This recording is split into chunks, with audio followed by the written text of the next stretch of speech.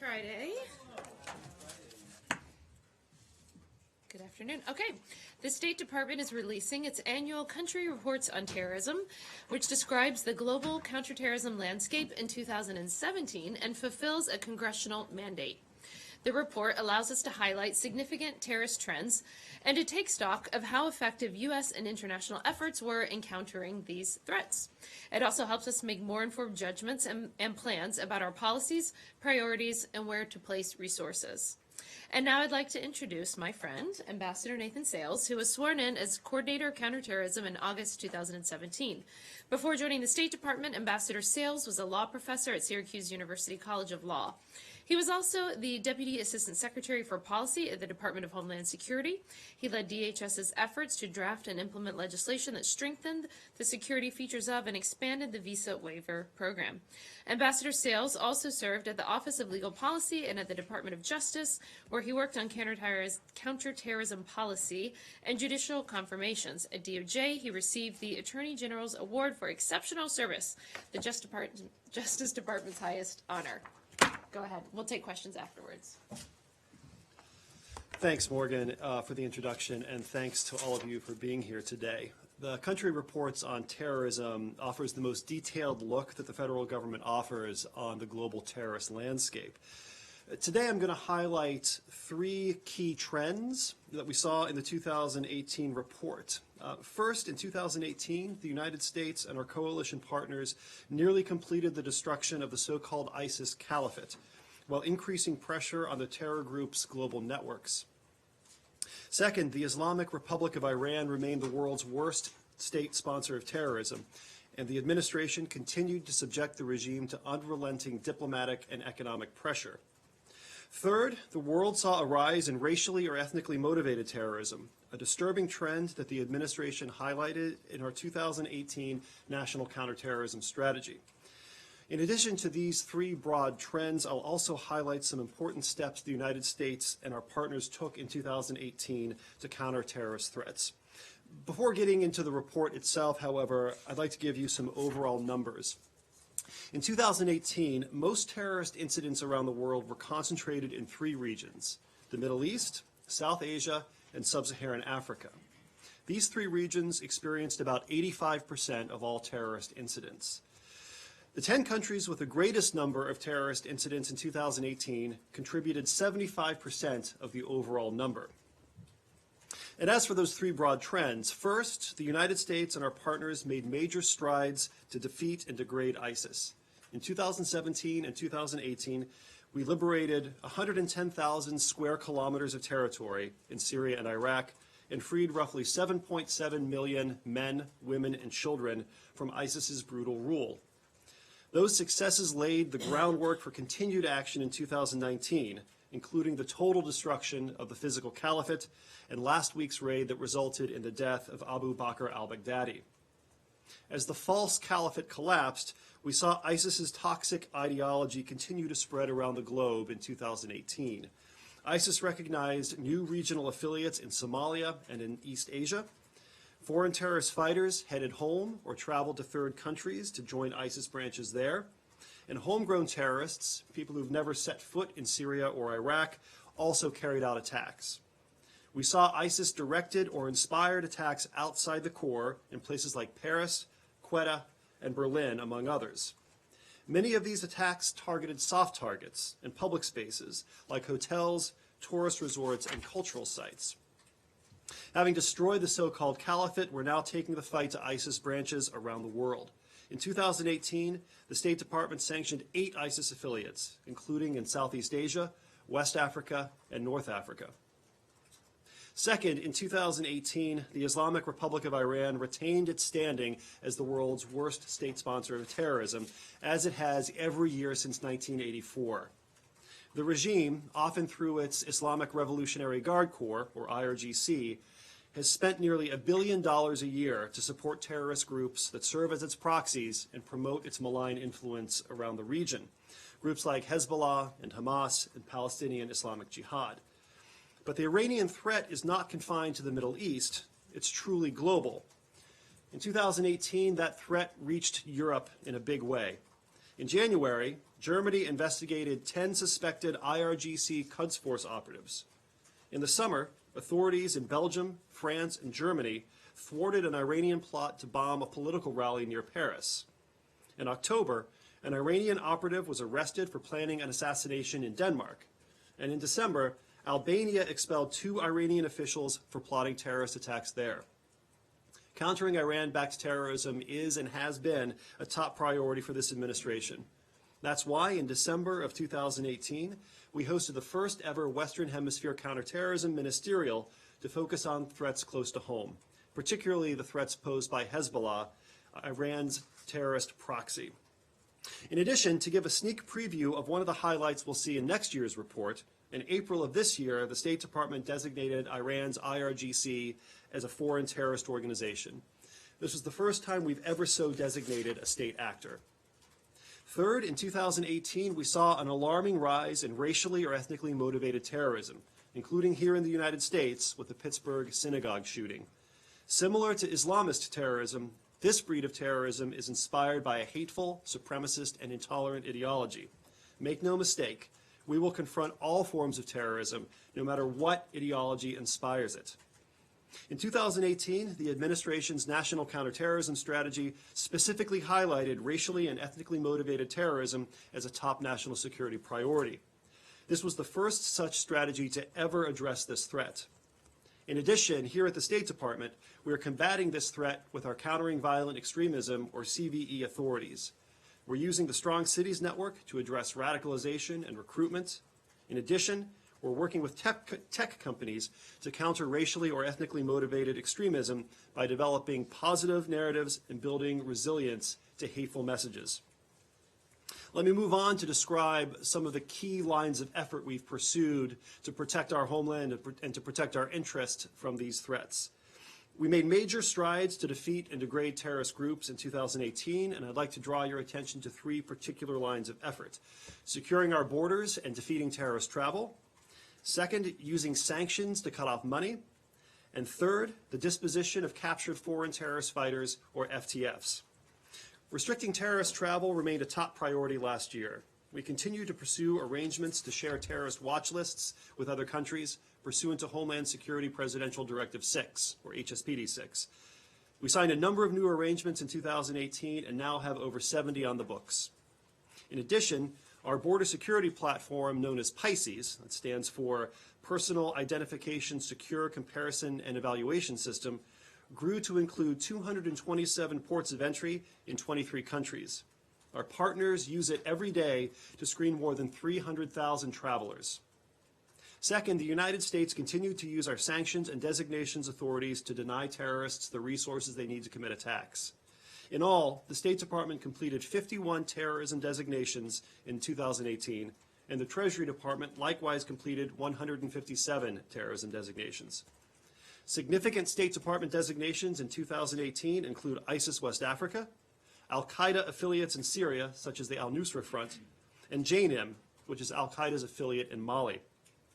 We also designated Jawad Nasrallah, the son of Hezbollah's leader, who recruited individuals to carry out terrorist attacks against Israel. Third, as the President has made clear, all countries have an obligation to repatriate and prosecute their FTFs for any crimes they've committed. The United States has led by example by repatriating our own citizens. To date, we've brought back and prosecuted 6 adult fighters or ISIS supporters, and we've also returned 14 children who are now being rehabilitated and reintegrated. In addition, the United States has facilitated the returns of hundreds of FTFs and family members to their countries of origin, while also sharing evidence that our soldiers captured on the battlefield to enable effective prosecutions. Again, we urge other countries to follow our lead and take their citizens back. That about wraps up the key points in the reports, and I'd be now happy to answer any questions you may have. Actually, Ambassador Sells, on the question that you addressed most recently about repatriation, can you update us on the situation with the Beatles and where that effort is to bring them to the United States? Yeah, we don't have anything to add to what we've said in recent weeks. The Beatles have been taken into U.S. custody and moved to a secure location, but beyond that, we're not prepared to offer anything else. Thank you, Mr. Can What do you know, does the U.S. know, and what can you tell us about ISIS' new chief and your efforts to hunt him, capture him, kill him, as you did with Baghdadi? Well, ISIS remains a top national security priority. We're aware of the fact that it has selected a new leader. We will continue to subject that organization to unrelenting counterterrorism pressure using all the tools of national power, to include military, intelligence, law enforcement, border security, and financial. We will dismantle the group regardless of who its leadership cadre is. Yeah, just what do you know about himself, the man who was designated as the new chief? We know that he's going to be facing a sustained and systematic amount of pressure from us and our partners. Thank you very much for doing this. President Trump wants to bring all troops home, and you're saying in your report that ISIS has evolved. With less troops on the ground means less visibility on the ground and fewer eyes on the ground. How are you going to keep this extreme pressure on the group? Right. So the president has made clear that he intends to leave a residual U.S. force presence in Syria in order to deny ISIS access to the resources that in the past it has used to fund and fuel terrorism around the world. We continue to work with our partners in the region and around the world to bring pressure to bear on ISIS, not just military pressure in Syria and Iraq, but financial and law enforcement and other forms of pressure around the world, and we're going to keep that up. Hello. Hi. So on April 8th, 2019, as you said, State Department designated RGC as an FTO. Can you give us any update on how much progress you achieved in that regard, especially with what's happening in Iraq and Lebanon with the RGC's activities there?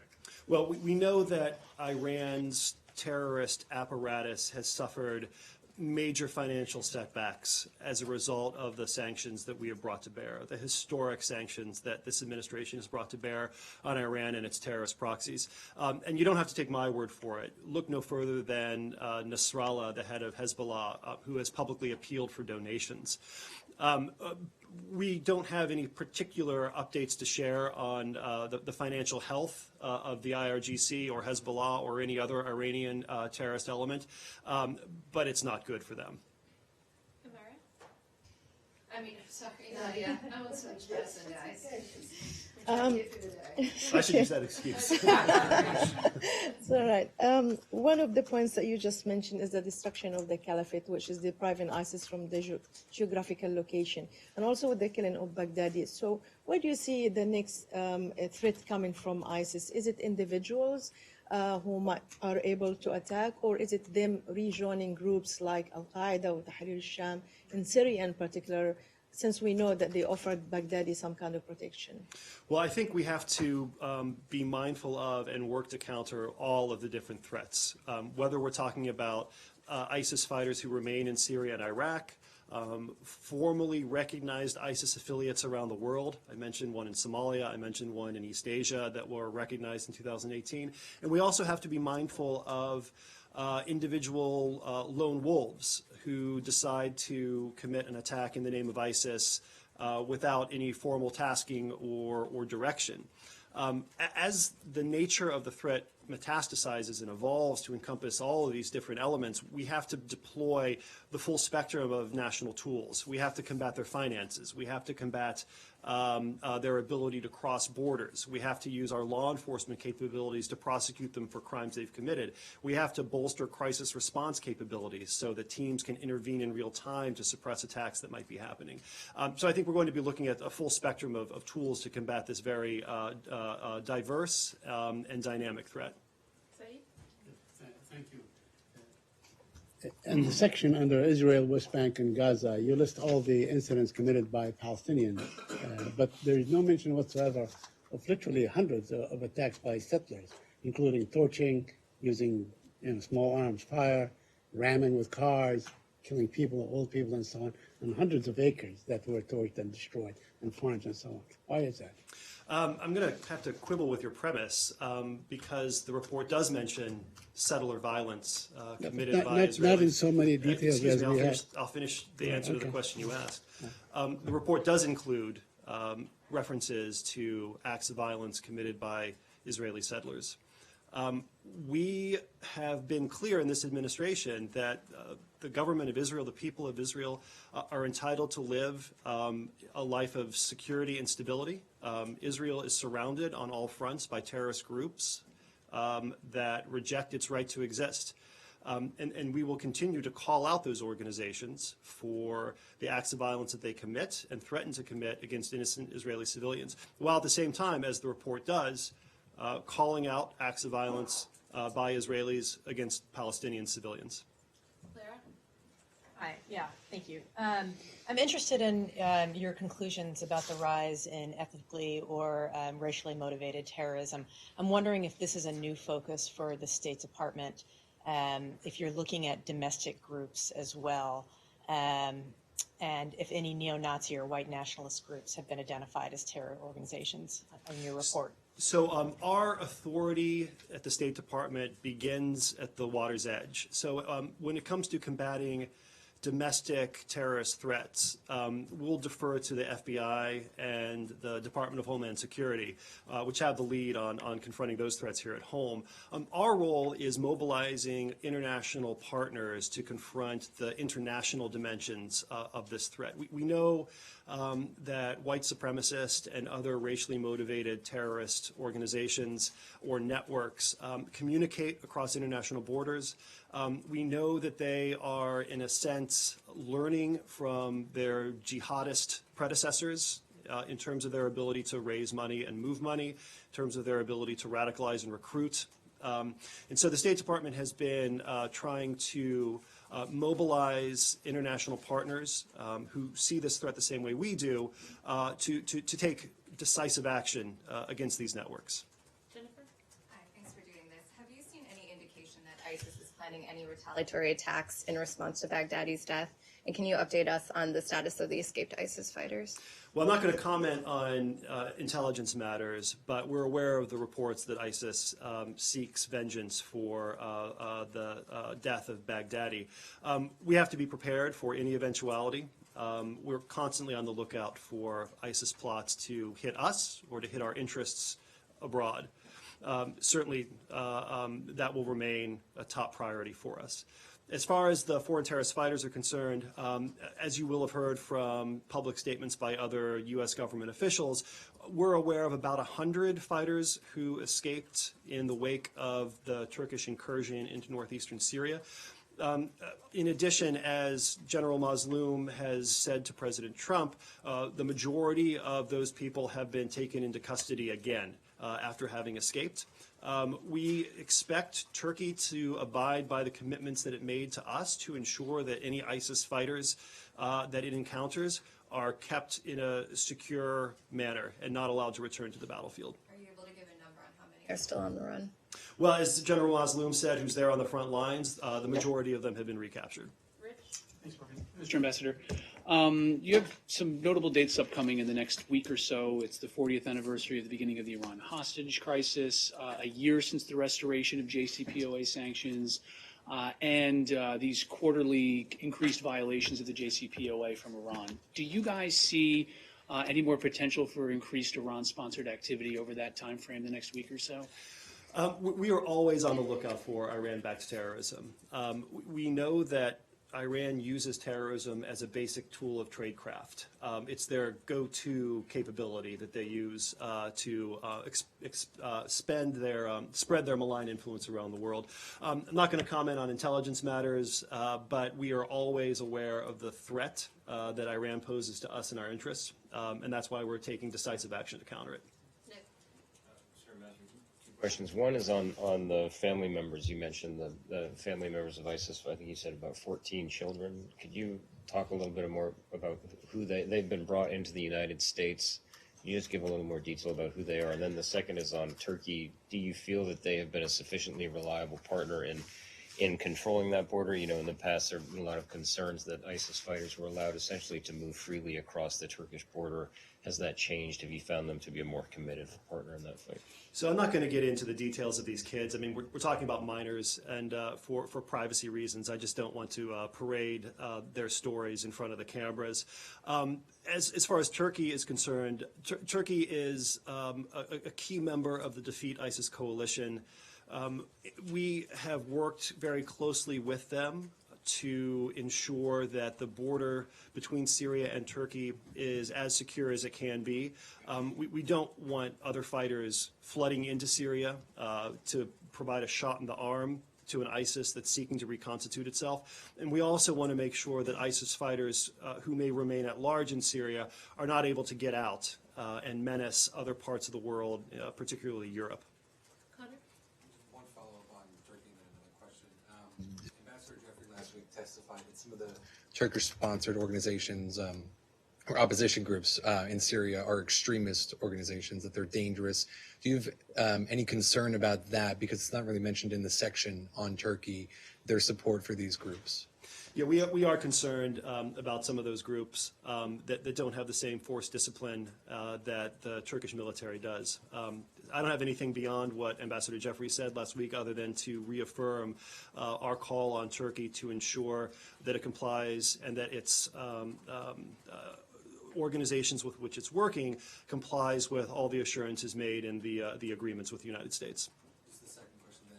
Sudan is still on the state sponsor of terrorism list, but the section on Sudan makes mention only of individual actions and actually offers some praise for the state and its efforts to counter extremism. Why is Sudan still on the list, in particular because this new Sudanese government is pushing you guys to have them removed? Well, Sudan's been on the list for many years, many decades. The reason is because in the past, the government of Sudan has consistently provided acts of support for international terrorism. Sudan, or any government that is on the list, will remain on the list until that government meets the statutory conditions for removal. Congress has been very clear about what criteria must be met in order to make progress, and we apply those standards across the board regardless of which country we're dealing with. Do you think that this new government has made progress in that front? We don't have anything to announce right now.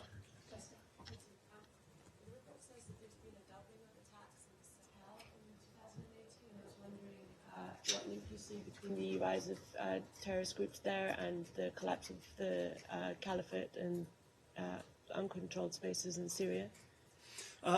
What kind of connection? Well, I think terrorist fighters are always looking for the next battleground, and I think we're concerned about the possibility that jihadis who've been defeated in Syria might relocate elsewhere, whether you're talking about reinforcing ISIS Khorasan in Afghanistan or moving into the Sahel.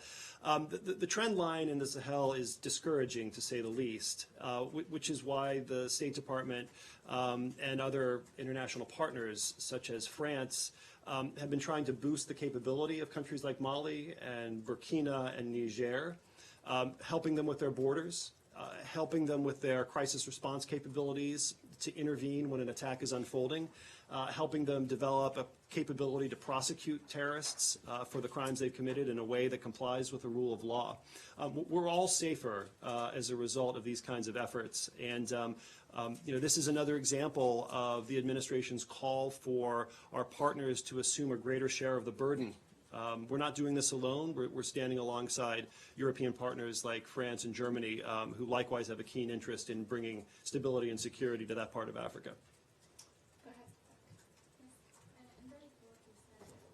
That despite the Lebanese government's efforts to dissociate itself from what's going on in the region, Hezbollah continues its activities in Syria, Yemen, Iraq, and how this would affect your relation with any coming government in Lebanon. Are we going to see another kind of pressure? We saw yesterday, for example, a story by Reuters regarding a military aid. So can you comment on that? Well, I think we've been very clear in our dealings with the government of Lebanon that we see Hezbollah as a terrorist organization, and that is why we have worked over the years, over many years, to strengthen the institutions of the Lebanese state, such as the Lebanese Armed Forces, to ensure that there is no felt need in Lebanon to rely on any purported services that Lebanon might receive from Hezbollah. That has been our policy, and that remains our policy. Abby? No, I called on Abby. I just had one quick follow-up to some of my colleagues' questions. Is the U.S. aware of the true identity of the new ISIS leader? We are looking into the leader, his role in the organization, where he came from. I don't have anything to announce on that, obviously, publicly. But anytime there is a leadership transition in a terrorist organization, we want to make sure that we have the latest information we have, that we need to have to confront the threat effectively. Okay, last question. One follow-up on the Lebanon question. Just to be clear, are you saying that military aid is continuing to the Lebanese government, to the Lebanese military? Or is that I don't have anything to add beyond the Secretary's statement and Assistant Secretary Schenker's statements about Lebanon. What I am speaking about is what our longstanding policy has been with respect to Hezbollah in Lebanon, and that has not changed. And then on ISIS, you mentioned there's a residual force that's going to be in Syria to make sure ISIS doesn't come to power again. But I wonder, is the State Department going to commit any money to helping the survivors of ISIS who are coming home now? A lot of them are very traumatized. They're facing a mental health crisis. There are concerns that they might be drawn to other extremist groups.